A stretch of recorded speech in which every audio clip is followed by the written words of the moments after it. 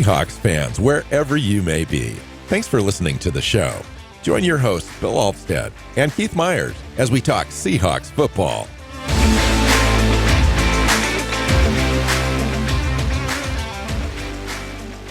Hey, hi, Seahawks fans. Welcome back to another episode of the Seahawks Playbook podcast. I'm your host, Bill Alvstad, sitting down with co-host Keith Myers. We're here to talk Seahawks football. Got a great show for you today, reacting a little bit to that Cardinals victory, I should say, completely a blowout celebration is what that was on Sunday. And then looking ahead a little bit to this Rams game. We're going to come back towards the end of the week and preview that game. But we can talk about it a little bit because there's just so much excitement in the air, both locally and nationally, about this game coming up. Keith, welcome in. How you doing? Doing good. Yeah, this game coming up is, most important NFC game this season. Just period. If you look at the records and where the teams are and everything, like this is for all the marbles. This is for first place, not just in the division but in the conference. So big game coming up. Yeah, it looks like I think the Eagles technically would sit on top even after this game, unless they lose on Sunday. But they do play. I think they play the Lions, so there's a possibility. But they did win yesterday. Yeah, so it's crazy. 7-2, Keith. Kind of. So you're a little behind because you have the team a little behind, but you're playing catch up on your predictions from the September 1st show. Mm-hmm. As far as what we thought the season would be like. And I think you ended up at 11 wins. I ended up at 12, very, very close, but way over the assumptions of the national media. I think locally we were starting to see a shift towards believing in this team and this roster. And I just wanted to get your impressions overall. We can talk about this game, obviously, in the next game. But just overall, where the roster is at, what you thought you were going to see on the offensive side of the ball this season, how that would play out, and what you've been seeing so far. Well, I wasn't expecting the explosiveness out of this offense. I just, the offensive line, the way it shook up and everything, I was expecting them to just focus on getting the ball out of Darnold's hand like super fast, and I was expecting the running game to actually be better than it is, and then they'll lean on it, and so therefore they would be converting a lot of third downs, putting together some long drives that take a while, and just being efficient that way and scoring points and shortening games. I wasn't expecting the explosiveness that we're getting out of this offense, where they're going, they're connecting on 40 some yard passes every single game, multiple times. Like that. Yeah. Is it's amazing. It's amazing. And the offensive line's just flat out been better than I think anyone would have thought, especially in the pass blocking. They've been really solid at keeping Darnold upright and unpressured, and part of that's them, and part of that's actually on Darnold, because when he sees the blitz coming, he's getting to his hot reads very quickly and getting the ball out of his hands. And so doing a lot of smart things as a football team on offense, and it's just leading to them being an explosive offense that can score from anywhere and put up points by the ton. And that's been a lot of fun and kind of unexpected. We knew this defense was going to be good.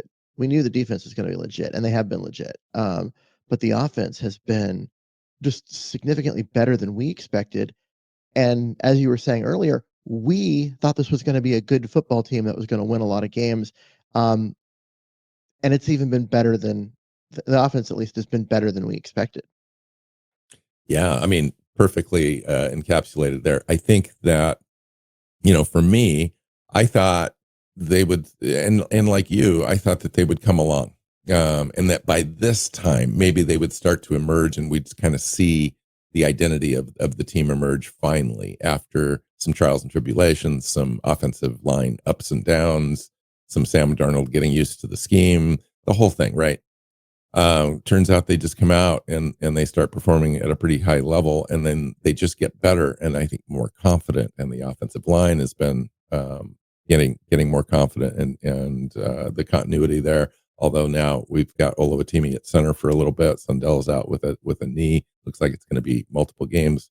We'll see how that shakes out as far as putting him on IR and so forth. But yeah, I thought I think I remember saying, if we can get the offensive line to be middling, like top 15 to top 20 overall in the NFL, this could end up being a good team. This could end up being a good running team. I think that's enough for Sam Darnold to execute and be successful on plays, and this offense could potentially be fringy top 10. I mean, literally, that's where we were at. And now this thing is fringy, best offense in the NFL on a number of different categories. Say what you want about the run game. I think they're running enough and effectively enough to make it all work. Now, this last game was not your typical game. No. They had 2 defensive scores in the first half. Amazing plays. Tyrese Knight forces fumbles on 2 plays. DeMarcus Lawrence picks up those fumbles on both plays and runs them back for a touchdown. That's remarkable. I mean, that's as fun as it gets for a defense in the NFL. And so that really kind of skewed the score a little bit. And Sam Darnold only ended up throwing 11 or 12 passes in this 12 game. passes. Yeah, he threw 12 passes. And we ran the ball over 40 times. And 46. and almost 200 yards. We had over 200 yards rushing. If it wasn't for the kneel downs, we dropped back down to 198 overall, technically. But that and combined with 44 points, I think if we would have just kept the foot on the gas, who knows how many points we could have scored in this game. And you just, we talked about it a little bit before we recorded about a team scoring that much early in games is difficult to maintain throughout an entire game. You end up getting conservative. You don't want players hurt for weird plays that you're really trying to push the ball, and it just ends up being weird. Like every game I've ever watched, Keith, that a team goes up really by a lot in the first half always ends up coming back down to some level that you're disappointed with. And I heard a lot of disappointment that the team wasn't able to finish, their business against the Cardinals. Well, come on. What? It's like they did what they needed to do running the ball in the second half. They continued to go out and play hard on defense. They had some weird turnover stuff that you can contribute to lack of focus, I think, more than bad plays, so to speak. They had a quarterback new center exchange with Oluwatimi. They had a pass that was deflected off of a helmet, and so on and so forth. And those were in the Cardinals territory, and they were the 14-yard drive and a 20-yard drive or whatever to score, and that was it for them. It was like a 21-yard drive and a 1-yard drive. Okay. Right. And so like both of those, I don't know what people want. Turnovers were really frustrating in a different way. I mean, you're right. Like those are things that they happen in games when you're up 35-0 at some point. But both of those plays, the defense held on 4th and goal. Oh, it's amazing. They had 3 defensive stands. Yeah. In this game. But they held on 4th and goal, got the offense, the ball at the 1-yard line, and on the first play, the offense turns it back over and gives it to him. And so there's 14 points that the defense honestly didn't really give up because they did their job. And so, I mean, yeah, right. it's an interesting, it is an interesting, like just way to look at the game because I just don't. You're right. When the teams go up big like that, stupid things start to happen, and it never puts the game in jeopardy. And it ends up being a blowout anyway. But it's just like they bring on more backups than are used to playing, and I think it is a lack of focus. And guys are just trying not to get hurt. They're trying to get through the game and not get hurt, and it just becomes too much of a that, because the game was over already. They're just being forced to use up the time. Like, this was a game that if the NFL had a mercy rule where, Would have been you go by over at half. yeah, Yeah. you go by 50 and the game just ends, then I think the Seahawks get out of there, either at halftime or, around halftime or early in the 3rd quarter. I think But I it know what does it is psychologically for fans. It's like you get a little greedy.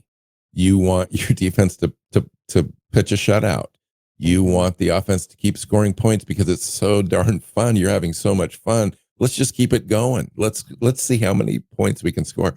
And you end up I think you just end up a little greedy, and I get that. I mean, there's stats on the line. You want your defense to not allow any points. You want the sacks to keep piling up. You want, uh, their quarterback benched. All those things, and I get that. That's fun. That's part of football. But it's two halves of football for a reason. They were up big. It was like you said. It was never going to be in jeopardy. We had talked early in the 3rd quarter about, or even at the halftime, I think about, okay, so how long does Sam Darnold go? When do you start substituting all your players? And they did, and that's mhm, why some of the issues happened. They were trying to play as many guys as they could. Capledo was at center in the 4th quarter. mhm. And they still were effective with all those substitutions. How many passes And do you think Sam Darnold threw in the 2nd half? one, I think he threw one to pick up a first down or something like that. Two? He threw Okay. 2.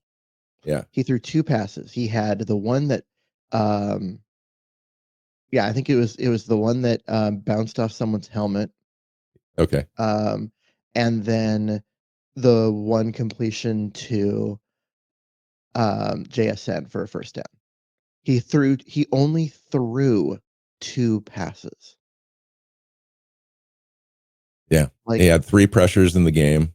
Um, and that was it. I mean, yeah, they it, ran the ball 25 times and threw 2 passes.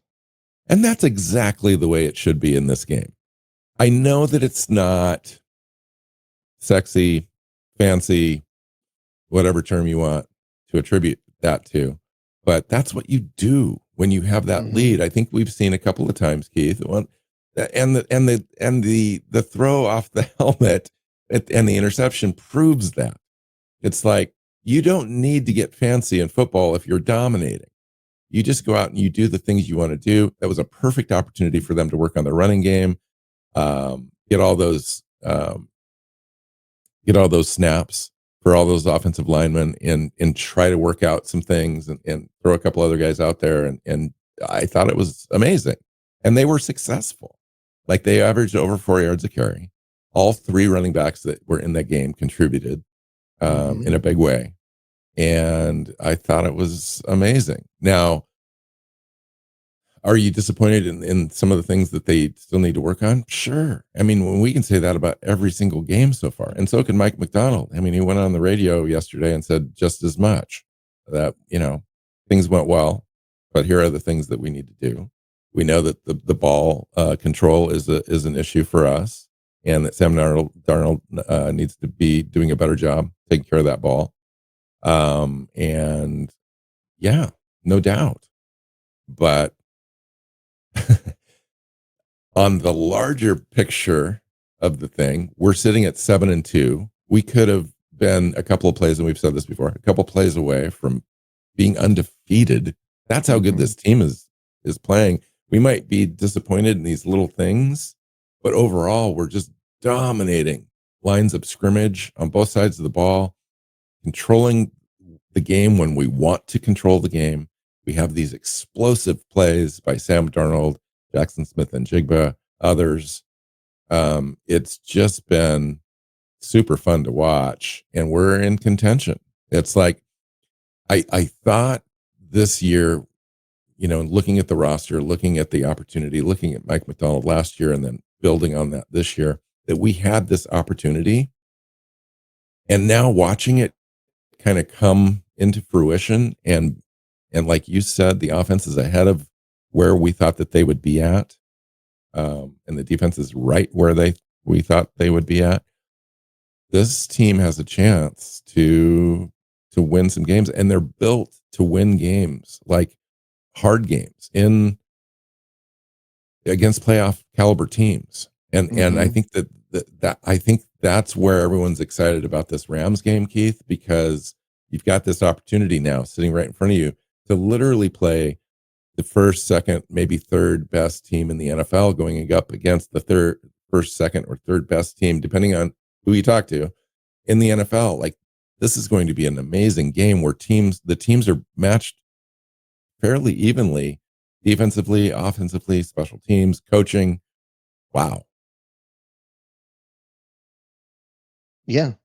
I mean, this is one of those games where, like, even at the end of the game where they had a little bit of success offensively, you look at, some of what was going on there. I mean, um, Mike Morris had 19 snaps, almost all in the second half. Um, Quentin Bohanna got in there and played. Patrick O'Connell, who's the fifth pass rusher in a four-man rotation, was in there on defense. Nehemiah Pritchett, didn't I started with Morris. Nehemiah Pritchett played 23 defensive snaps. He is not part of the quarterback or cornerback rotation. He's a special teams player at this point and depth in case someone gets hurt. He was brought in and may have made one of the coolest plays that, On the in ball. terms of a pass breakup that you'll ever Yeah. see. Um, Yeah. and they were rushing guys in there to get them plays and to get them opportunities to play where they don't usually play. Um, and that's great. That just continues to keep the other guys fresh. It avoids injury and it gets these guys more experience. Um, yeah, it was just an interesting game, just all around, because you see that. I mean, when was the last time George Holani had that much playing time? Yeah. Like He had a it was touchdown, crazy. couple 30 some odd yards rushing. Mhm. Loved it. I love that, where you're rewarding the players. You've got a blowout. You're going to reward players for good practices. Get everyone on the roster involved. I thought it was amazing. Mhm. Amazing. Yeah. I mean, um it was a lot of fun. It really was. And I get why there's some hand wringing, out there, but come on, people. Like, just recognize that there's gonna be some focus issues when you're blowing a team out like that. Um, So Also, let's talk about. Go ahead. I was gonna say, this is the second straight game of this, where Yeah. they're blowing out a team, like, just straight up blowing them out early, and then are just trying to use up the clock, in the second half.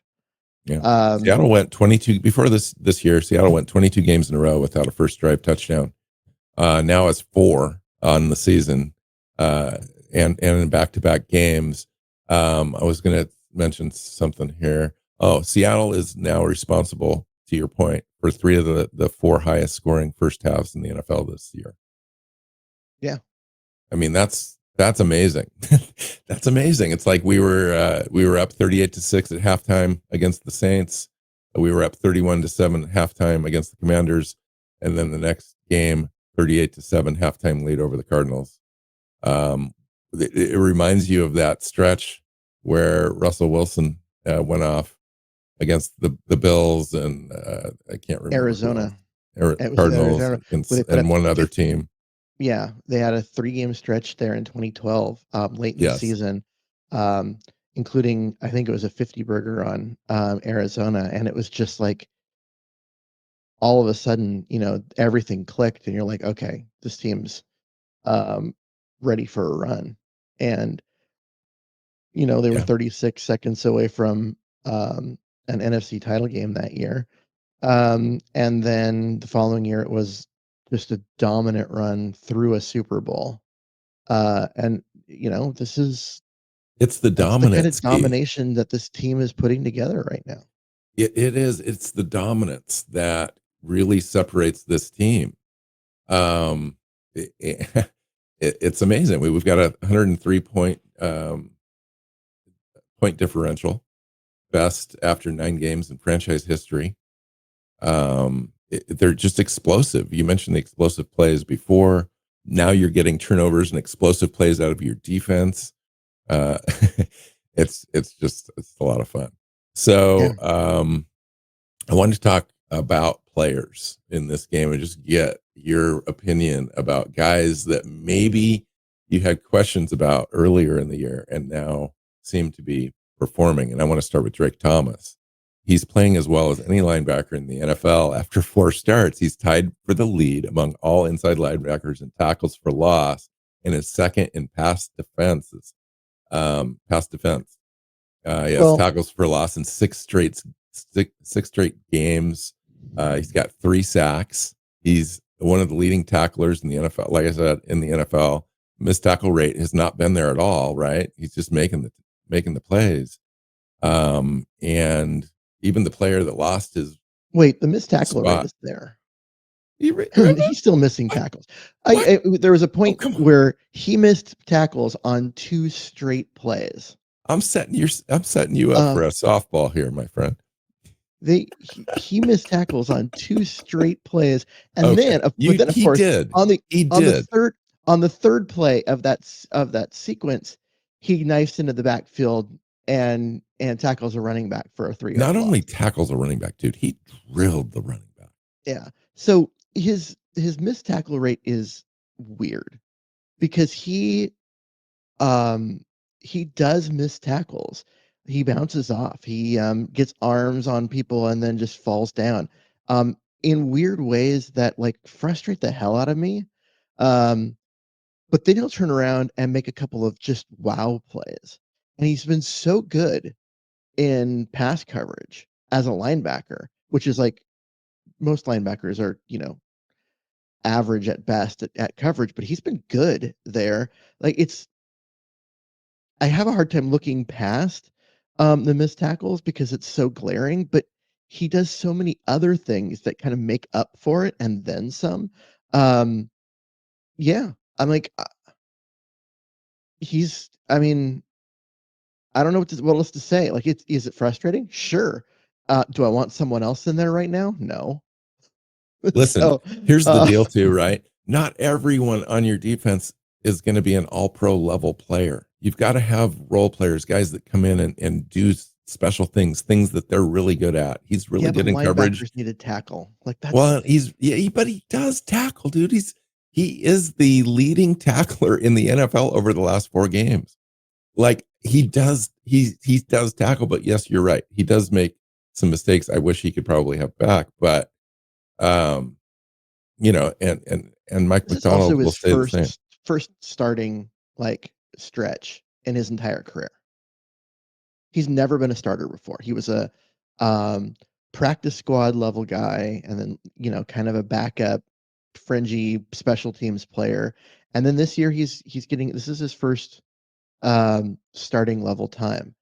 Um, as frustrating as it is, uh, I'm willing to give him, time to continue to improve And he's got because one of the the stuff best that he coaches in the does. NFL as his coach, Mike Macdonald. He's Yeah. not his position coach per se, but you know what I mean. No, but he was a linebackers coach when he was a position coach. He knows linebacker play.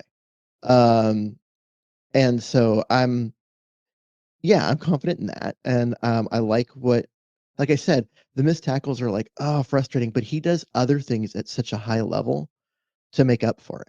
and I'm willing to give him more time to continue to develop because he's a significantly better player now than he was a year ago. He's a significantly better player now than we saw in the preseason. So, um, Yeah. yeah, go have some fun and get better. Uh, So let's talk about Tyrese Knight. So Knight lost his job to Thomas. mhm. And part of that, reading between the lines a little bit, is Knight had some health issues with his heart. That didn't allow him to keep his fitness level up, game readiness. And then he had an issue with the knee in training camp, and I think he just really struggled this year. But in the 2 games he's come back and played since Ernest Jones has been injured, Tyrese Knight has really done a great job. In fact, he's gotten 2 game balls in two Yeah. games in a row from Mike Macdonald and had 2 strip sacks that led to touchdowns in this game. What do you think? Oh, he's been great. I was worried when Ernest Jones went down because the Tyrese Knight we saw in the preseason and in the first couple of games was like such a disappointment compared to last year. And not knowing what was going on, all the health stuff, you were just like, man, this what happened? And then he gets benched for Thomas, and Thomas plays pretty well, and you're like, okay, well the team's in better shape, but what happened with Knight? Like why he was he's a guy that is not great in coverage, but he's so good against the run and so physical and tackles really well and those kind of things. And then you look at the first couple games and his missed tackle rate was off the charts and he wasn't getting to his run fits and was still bad against the pass. And so you're like, whoa, what happened? And then when he's coming in for Jones, who's a pro bowler, um, you're like, okay, this is going to be a step back. How is this team going to adapt? And he's just been right back to where he was last year. Just all of the stuff from early in the season and training camp and whatever. It's like that play never happened. He's been aggressive. He's been sure tackling. He's looked fast. He looked faster than he did last year. He's looked smart coming. The way that he is picking his way through traffic on those blitzes to get both of those strip sacks. Like he's playing at a really high level. Um, and suddenly I don't feel like I'm not as worried about the linebacker depth because it was going into the season, it was Ernest Jones, right? And then it's like Tyrese Knight, who's an above average player, but not, at a high level player. And then Drake Thomas, who's like a practice squad special teams guy, right? That was what they were coming in. Now Drake Thomas is like shown incredible improvement throughout his game. And Tyrese Knight, instead of taking that step back that it appeared he was taking, now he's taking a huge step forward again. And it's like, whoa, now suddenly you've got 3 guys who are starter level um, talents. And it'll be fun when Ernest Jones gets back because now they can like do some like situational rotation there. If it's a against the run, you bring in Tyrese Knight and let him attack. And if it's Right. a third down and or it's going to be a pass or even it's just a high likelihood of a pass, you let Thomas go out there and do his thing. Yeah. I mean, it's a situation where the depth here is just significantly better than we thought it was. At almost every point on this roster, Keith, it's improved this year over last year. Mm-hmm. Like, and people have just stepped up. I watched a show with Daniel Jeremiah at the beginning of the year in training camp or something like that, and he was like, "Yeah, I think Seattle could be good, but who's going to step up and be special? Like, who on their roster is really going um, to be top 5 at their position in the NFL?" And a whole bunch of guys have. And it's the difference between going. I think we were 4-5 at this time last year, and now we're 7-2, Mm-hmm. and could have been maybe 8-1. Want to talk about a few more players here. Demarcus Lawrence. What do you think? Oh my god. Like people were saying that, that he was basically washed and he's coming in to be a situational guy, 10, 12 plays a game and, you know, um just to give the starters, a rest and to be a leader, right? To be that veteran. No, man, this guy's out there. Uh, this guy's out there just killing offensive linemen for a living and making everybody look slow. He's I get he was hurt last year and I think he was hurt even the year before a little bit, and so the stats were down, but the guy is not washed in even a little bit. Like this guy's he looks fantastic out there playing, and not just because he scored 2 touchdowns, which is really freaking weird that you have a defensive player scoring 2 touchdowns and a half. And not a defensive player scoring touchdowns because he's like playing tight end or something. No. 2 defensive touchdowns in a half. But Yeah, yeah, I mean, he's on out there. on duplicate plays essentially. I know that's weird too. But yeah, I mean, it's been um, he's been a key cog in this defense because the game that he was out, the game that he did miss for injury was the game that they had no pressure whatsoever on Baker Mayfield. So I'm Yeah, not going to put it all on just him being missing because there were a lot of other issues in that game, but he really matters to the quality of and this he team. really matters too, even a little bit more now that Jerron Reed is out. Yeah. Jerron Reed went on IR. He's going to be gone for 4 games. Got had wrist surgery to repair something in there. So that's going to be somebody needs to step up, and the entire defensive line. I think it will. I think that we have enough depth, and we're playing so well. I don't even know if it matters. I You mean, know who it stepped up eventually it in does this? matter. You know who stepped up for Jerron Reed in this Arizona game was Brandon Peely. Right up front, just the giant nose tackle. And they used him both at nose and at the 3 a couple times in down when they were on the goal line. And yeah, I mean um, he created one of those goal line stands by getting his 340 pounds into the backfield and making the running back have to stop and cut feet and whatever, and gave linebackers time to get in there and make the tackle. He stepped up in a big way against the run.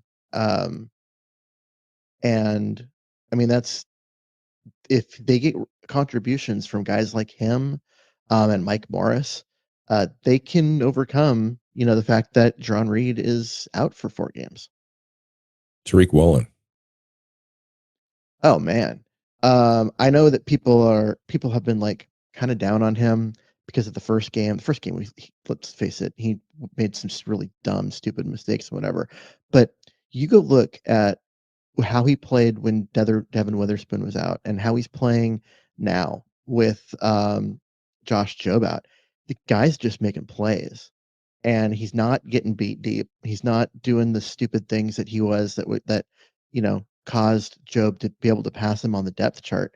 Um, I love the fact that it's like he was challenged by the coaching staff and he's stepped up and is now playing at the level that we expected him to play after his rookie year.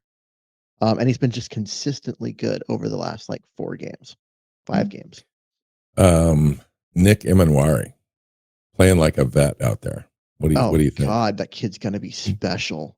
Holy crap. I love the It, fact that I keep mentioning names and you keep reacting to the next level on all these guys. It's crazy. Emanwari, like we knew athletically he was special.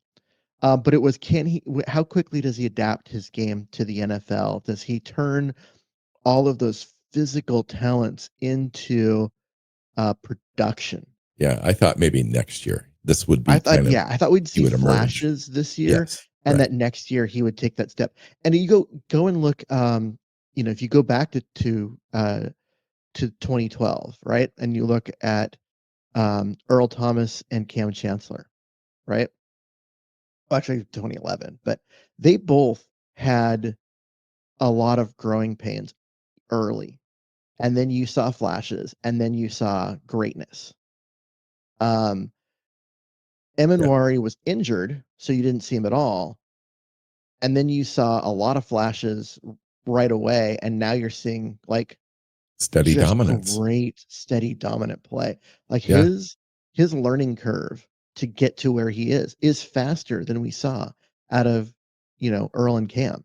And honestly, like, those are 2 Hall of Famers. Like, I don't let's not, suggest that Emanwari is gonna be that way for that long and everything. But he's playing at that level. He really is. Like, this is a So special guy. so only 2 players in the history of the NFL have had this stat line. 9 tackles, led the team with 9 tackles, 4 pass defense, and a half sack. I know it's not spectacular, but only 2 players have done that. And the point being, he's coming up and making physical tackles on the regular Mhm. in the box, but he's also dropping back into coverage, and he's sticky as heck, and he's huge, like he's a dominant kind of player out there, and he's just so good in coverage, 4 pass defense in just this last game. Mhm. It's a crazy skill set, and Well, Mike you look what they're Macdonald was doing just with him. enthralled with him. Yeah, They'll bring him up into the box and blitz him. They'll drop him off from there. They'll line him up in the slot or even all the way outside at corner and just be like, "Go he play." talked about him learning literally right now, three different positions. Yeah, And because they were he's going to basically start him out at nickel, and they were like, okay, well, he can do that. Let's add dime. Okay, well, he can do that. Well, let's add corner, and let's add outside linebacker. yeah, Um, they're pushing him all over the field. He is, um and his snap count's gone up from like 30%, it's like 7% in the first game to now 88% of the snaps. actually, it was 92 this game. 92. Oh, okay. Out of 76, plays, he played 70 of them. And I honestly think the only ones that he came out were in the last drive when they were playing other guys. Like, Mm, they were bringing in, like, he was out there. And he's not the free safety, that's Bryant. He's not the strong safety, that's Ty Okada. What is he? His position, I believe we would call weapon, because they usually just put him wherever they want right. and let him go play, and he does very good things. He's just very Um, instinctual player. yeah, he's been so good. I saw him communicate on the field too with all the guys. He was just pointing guys in a different direction. He was the one Mhm. communicating. He wasn't checking like, am I in the right spot? He was like, you go over here, I'm over here. We're gonna, and then Well, yeah, I mean, boom. you don't have Julian Love in the box, and you don't have Ernest Jones in the box. And Isn't that so, amazing?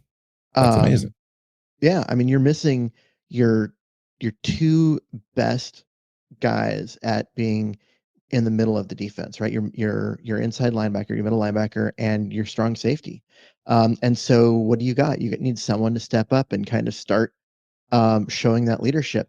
And, just to go back to if you go back and look at the 2013, 2012 seasons, what you started seeing was, even though, and actually even after that too, but, that you started seeing, a Hall of Fame linebacker like, Bobby Wagner and KJ Wright, who's like Ring of Honor, great, one of all time for a Seahawk, looking to Cam Chancellor and letting Cam Chancellor, call out those things pre-snap. Um, and that wasn't normal. Most of the time, the middle linebacker has those responsibilities, especially when they're someone like Bobby. But, um, Cam just had that, like, leadership intangible that people listened. And to see guys looking at Emanwari as he's, calling stuff out is like, okay, this kid's a rookie, like, or what? And then, but the vets aren't out there, so who's gonna do it? The guy with the most juice, and, um, in terms of his, um, personality, and he's stepping up and doing it, and I'm just so excited. I love that draft pick when they made it, and Hmm. it's been all the return on it has been so much faster than I ever would have thought. Yeah, we knocked that draft out of the park, man. Yeah. Charbonnet and Ken Walker. had a great game, I thought. Really He did. kind of just ground down the Cardinals defensive front. They came into the game ranked 12th in the NFL in stopping the run. We had almost 200 yards running against them. And you do that with volume, obviously. We did. Mm-hmm. And it was just one of those games. But I thought that they did. 46 rushing attempts Yeah. Yeah. for Charbonnet 198 had the yards. season high 5 missed tackles forced, a touchdown Mm-hmm. run there where he dived to reach the ball over the goal line. Ken Walker ran hard, a couple of explosive runs for him as well. Jaxon-Smith and Njigba played well. And his limited opportunities, right? We threw the ball 12 times. He had 5 receptions for 93 yards and a touchdown, Keith. Yeah. He's just not, nobody's able to stop him. And this is the team that shut him down for 3/4 the last time they faced him. Yeah. He had 0 receptions in the first half and really nothing until there was like 5 minutes left in the third quarter, and then he ended up with 75 yards. And that is still his low for receiving yards for the entire season. But yeah, 5 receptions, 93 yards, that 43-yard touchdown pass, and then they shut the passing game off. They threw 2 passes in the second half. Yeah. 2. Nice. Yeah. So Cooper So what Kupp do you think also about, ended up with 74 receiving yards, which he had was a kind of big play, crazy. like a 66-yard, I think, Yeah, reception or 62. That 67. was amazing. And that was a Sam Darnold play. Mhm. That was the play that Sam fled out of the pocket, scrambled, probably could have picked up the first down with his legs, decided to throw it in the flat to Cooper Kupp, who'd got behind a defender that came up to defend against Sam Darnold, and he took off. It was amazing. How about the offensive line allowing just one pressure in this game, season high rushing yards. It's also the offensive line in the NFL that leads the NFL in fewest sacks allowed. I know. And we also have depth players that can step in for starters on this offensive line. I mean, we haven't had that for a long time, and We haven't had starters for a long time. right. I mean, pretty much like you go back and you look at the the shambles that have been this offensive line.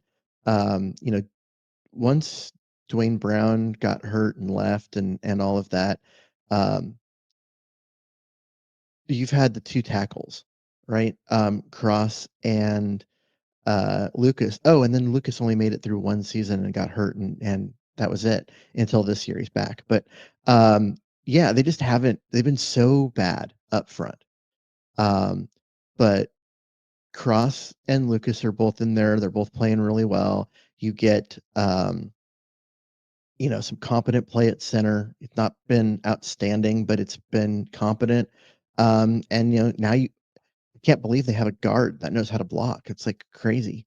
Um, and all of a sudden, yeah, this offense can do its job. Bradford looked good in Uh, this game. I think it was his best game. I would say so. Yeah. Um, they, yeah. I mean, honestly, there were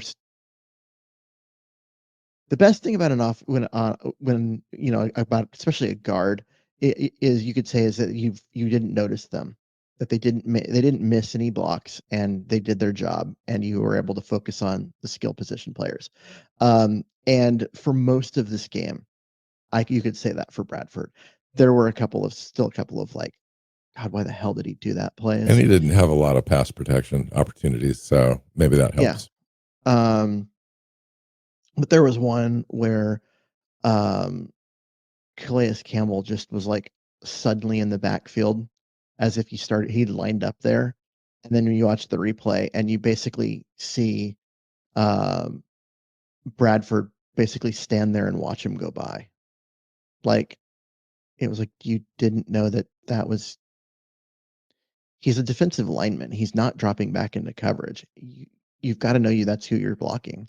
And no, he just stood there. It's like he was I'm going to block the linebacker, but the linebacker didn't come. Didn't Yeah, I don't know. It was just like there's still plays like that with him that just frustrate the hell out of me. Um, but as long as they're happening fewer and fewer, because it's not like they have anyone else on the roster that can come in and Obviously, it's play. enough to where this offense is very successful, Yeah, generating massive explosive opportunities. And yeah. The other four guys have been good, and he's only been a liability on a few plays a game, a few plays that are like really obvious and in a close game you know might change a game, but in games like this, it doesn't matter at all. And so, but yeah, I mean, it's one of those things where he's the best option, and they're running him out there, and they're trying to get what they can out of it, and they're trying to simplify things for him, and make it easy. And um, it's working enough because the other four guys have been good. I mean, the least sacked quarterback in the league is Sam Darnold. The most explosive offense in terms of the passing game has been this one, and the running game, while not efficient in terms of yards per carry, has been getting yards. They've been getting the job done for the most part. So, um, competent offensive line play is just something we're so not used to. But that is what we're seeing this year. I think that this idea that this offensive line is holding the team back, which has been true for a while, is not true this year. dude, this is the best case scenario. For me, in looking at what this team could be heading into the season, like every best case situation opportunity has kind of come to fruition. Our offensive line has gelled and has come together, and Gray Zabel is probably the rookie of the year on the offensive line play as an offensive lineman. Sam Darnold's having a career year, even better than the one he had in Minnesota. Jaxon-smith and Njigba has turned out to be the best receiver in the NFL. Yeah. Our running game is competent and improving, I would say, with room to improve even more. Our defense is a situation where our secondary has played 5 snaps together all season. The defensive line has multiple pieces out um, over the course of the season. Ernest Jones is now out, and we're still destroying the competition. If we had everyone, healthy, now it's setting up to where we potentially could have everyone healthy in December at some point. Yeah. So we'll see. The timing there could be amazing, and we'll see how that goes. But we pressured Brissett 22 times, now 146 pressures, according to the ESPN research, the highest number of any team through 9 games since the ESPN has been tracking the stat in 2009. So And we're doing that with mostly with 4 rushers. Brissett had 44 attempts in this game, only completed 22 passes, right? 50%. And plus, what is it, 5 sacks in this game? They were throwing against Seattle's defense is really hard. um, and I say that knowing that Seattle's run defense is the best in the NFL. Like Yeah, I mean, this defense is like it's special. It's not putting up the stats in a as far as like points per game that you'd see like from the 2013 Seahawk team or one of those. In part because they're just not getting the turnovers, um, but also because these games are getting so out of hand so early. offense Teams are is just like so explosive. They're throwing. not taking Yeah, time off the clock. yeah. And so that's some of it too. But the teams are struggling to move the football. Throwing the ball is has been a challenge for pretty much every team, except for in the Tampa game. Um, and running the ball has been nearly impossible. So what do you do? Like if you're playing against Seattle's defense, what do you do? What do you lean on? What do you try and go after? Because pick your poison. The defense is good everywhere. So one final question for you, Keith. Who is the third highest scoring player in the NFL this season? The third highest scoring player, Myers, the kicker. Jason Myers, 3 field goals, set the team record for 176 field goals made, beating Steve Hauschka's record of 175. Mm-hmm. So just wanted to shout out to him, man, because kickers, but he's been reliable. He's one of the highest paid kickers in the NFL. At some point, you're gonna have to make a decision about Jason Myers, but he's paying dividends, and especially with one of the highest scoring offenses in the league. You're gonna have lots of opportunities, and we haven't had to really test his leg this year.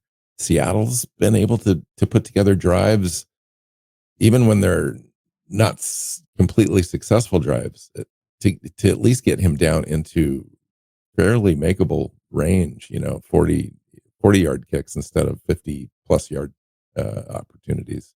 Mm-hmm. We'll see if that continues. Which he can still make. He can. There was I got to bring this up. There was one player on Seattle's team that did not earn their paycheck in this game. You know who I'm gonna call out? The punter. Yes. Yeah, Michael Dixon, who had 0 punts, and I say that that entire statement, everything, completely jokingly. I mean, he's also the holder for the kicker, for the field goal. It makes you think points. Because you're like, who, what, how, what? Yeah, but the team did not punt in this game ever. That's nuts. They either scored or turned it over. That was it. Yeah, we had two. Yeah, right. So, were you disappointed with the field goal attempt at the end of the first half to instead of just going for it? I mean, why not, right? I mean, honestly, no. I mean, you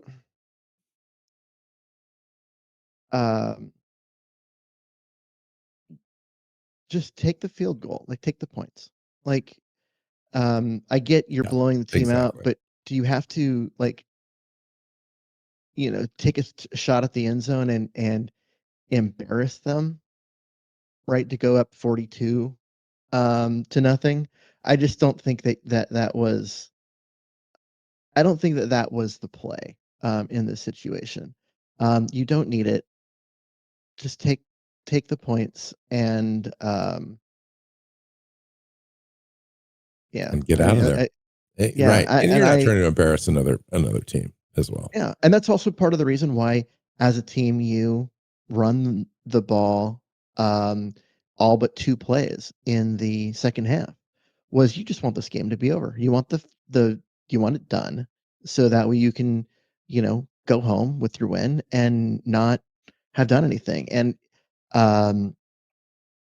you go out and you start doing things like trying to run up the score and still throwing the ball and going for those explosive plays when you're up by 5 touchdowns, and you're going to piss off teams around the league. And you don't want to do that. You don't want guys gunning for you in a way where they're they don't care if you get hurt. And so I think that the sportsmanship of that was the right answer. Okay, so we are heading into an amazing stretch here. But this game coming up is a game we've probably had circled on the schedule since the beginning.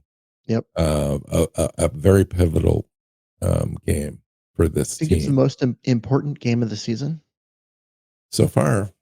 I mean, so far, but the option would be either this game or the it's one of 3 games on the schedule that are the most important games of the season. And the reason for that is they're NFC games.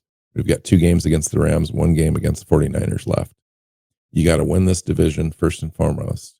You've got to have a great division record, and you have to have a great conference record in order to have good playoff seeding. And Seattle right now is sitting in great shape. And I would love to win this game. It's not going to be the end of the world. I'm looking forward to seeing where this team is at. Mhm. First and foremost, it's like here's a pretty evenly matched game at their place. We travel well, obviously, and we win on the road. So I'm not worried about it being on the road. That to me is not a factor. I mean, maybe it is, but I don't think it is. And I think that we really have an opportunity to find out who we are in this game. Like all the other games, you kind of are building up your identity. And now this is exerting your identity on another team that is playoff bound, that is a good quality team with a good coach. And it is a great measure of where we're at. And I think win or lose, we're going to be fine. I think we'll be able to take away lessons out of this thing. But I want this game. I want to win this game. I want to be 8-2 as opposed to 7-3. And I want to beat the Rams so that we go up a full game in the division, mid November. And a lot of NFL games left to play. But this is really a statement game. I mean, everyone's going to be watching. Like 2 7-2 teams, two best teams in the NFC by all accounts. Throw the Eagles in there if you want. But this is really going to be a fun game, I think, to watch. And a hard game. It's going to be hard. Like it's going to be Seattle's hardest game, I think. Now that you could say maybe the Tampa game was, but something about that game on the defensive side was off. I do not expect that defense to show up the rest of the year. Well, everybody in the secondary was hurt, and for some reason, the front didn't get pressure at all, despite they couldn't get pressure and they couldn't cover, because that was the game when you lost everybody. You didn't have Witherspoon, you didn't have Love. Woolen gets hurt in like the first half early, and it just all of a sudden it's like nobody understood their responsibilities defensively, and it was just a mess. It was weird. It was a weird They game. also didn't have Emanwari in that game, I think. That's and true. so it was like you're missing everybody. They were missing 4 of their top 5 defensive backs. And what do you do in that situation, right? And it was ugly. It was not pretty. And I think it's just not indicative of this team. And so you go look and all the guys that have come on and that came on and played poorly in that game have stepped up and played better since. Even Pritchett had a good game against Arizona. So, and he was, I think he gave up 3 touchdowns in that, in the or game earlier in the year. So it's one game, right? They laid an egg defensively. Okay, put it behind you, move on. And they have. So talk to me a little bit about how you're feeling about this game. Obviously, we'll get into it in more detail on our next show, but just lay the groundwork for what this game means to you. Well, this game is, to me, it's a road game against the team that won the division last year and look better this year than last year. They've been dominant, almost as dominant as Seattle. Like right there. Like this is a very good quality football team, and offensively they're explosive, and defensively they're get after the quarterback really well. It's a good team. Like you look at we talked about like point differential earlier. Seattle's number 2 in the NFL as at plus 103, and the Rams are number 4 at plus 98. they just absolutely dominated San Francisco. Stafford had 4 touchdowns. Yeah. And they've got their weapons all there and playing. It's a really good football team.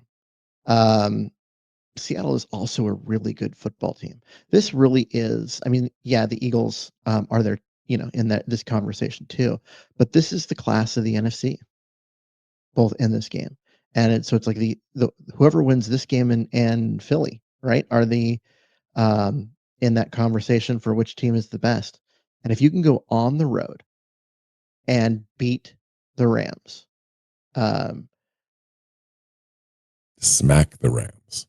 well, if I don't care if it's a walk-off I field don't. field goal. Okay, I'll take a win. I'll take a win, but I want to smack them. I want to win in the trenches, Keith, on both sides of the ball, because we haven't won in the trenches on both sides of the ball for so long, and we haven't won in the trenches against this team for years, other than one game last year.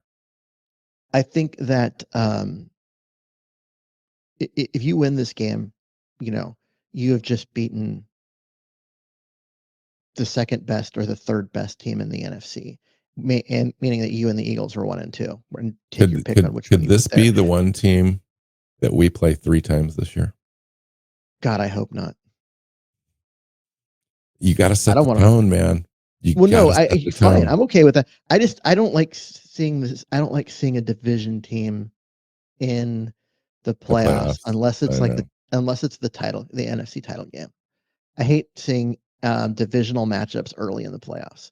Can you imagine the storylines though around this? So, oh man, with Sam Darnold as our quarterback, like the redemption storyline in that game would be off the charts. Like they sacked Sam Darnold in Minnesota 9 times in that last playoff game last year.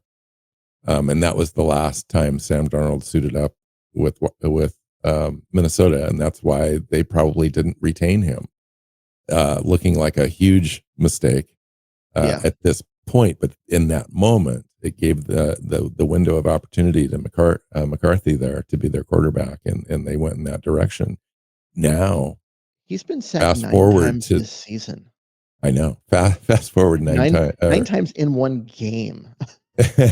Fast forward to 2025. Sam Darnold is facing the Rams for the first time since that game. And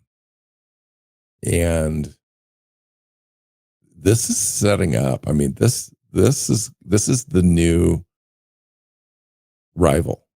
Like, I know that Rams have been the rival, and the 49ers more so, I think. But I think that the Rams are setting up to be the arch rival, and I think Seattle's just about ready to knock them off. And I want it so bad. I want them to be knocked off, and I want them to be it to be done in some sort of dominating fashion. Now, you're not going to dominate every game, Keith. I know that. This is the NFL, right? And you mentioned just walking off and being happy with a win, but I want just a little bit more. I just want Mike Macdonald to smack down Sean McVay and to win by double digits. I want it to be done in such a fashion that there's no dispute. There's no dispute. Seattle's the new king on the kid on the block. We're the king of the NFC West, and everything goes through us. Yeah. I'd love that. I'd love for that to happen. Could you go on the road and just bitch slap the Rams? Like, that would be awesome. And if we did, everyone else would know. Like, okay, Seattle's legit. The Super Bowl runs through them in the NFC. Yeah. Yeah, God, I'd love to see it. Do I expect it? No. I'd love to see it. But the Rams are a good football team. Yeah, they are. I don't think, and you were talking about dominating the line of scrimmage. Seattle's defense should dominate that line of scrimmage. The Rams defense is really good up front. Yeah. At the line of scrimmage. Can they prevent can Seattle dominate the line of scrimmage against the Rams like that? I think so, actually. I am. Here's where I'm kind of stepping out a little bit. Sam Darnold gets the ball out so quickly that, yeah, I think that we can. I think that there's a reason why we have allowed the least pressures in the NFL and the least sacks, is because Sam Darnold's just been getting the ball. The design of this offense. Now, they're going to look at this offense as kind of a mirror of what they like to try to do. And maybe they've practiced against that, and they're a little bit better equipped than some defenses are to defend it. But you still got to do it out on the field, and we'll see. Yeah. I mean, it is going to be a toss-up game. If there ever was one, this is it. This is like who's going to show up and who's going to exert their will on another team, because that's probably what it's going to come down to. The talent levels on these teams are somewhat equal. Anyway. Who do you think is favored in this game? I would have to say the Rams by less than 3 points. I would say 2. Current line has to be like 2.5. 2.5. Yep. I haven't looked at it, but what I would say about that is that would seem about right to me. But when you factor in Seattle's won 10 in a row on the road, and they've just dominated lately, this is an even game. Mm-hmm. This is about as even as you could possibly get for 2 high-profile teams.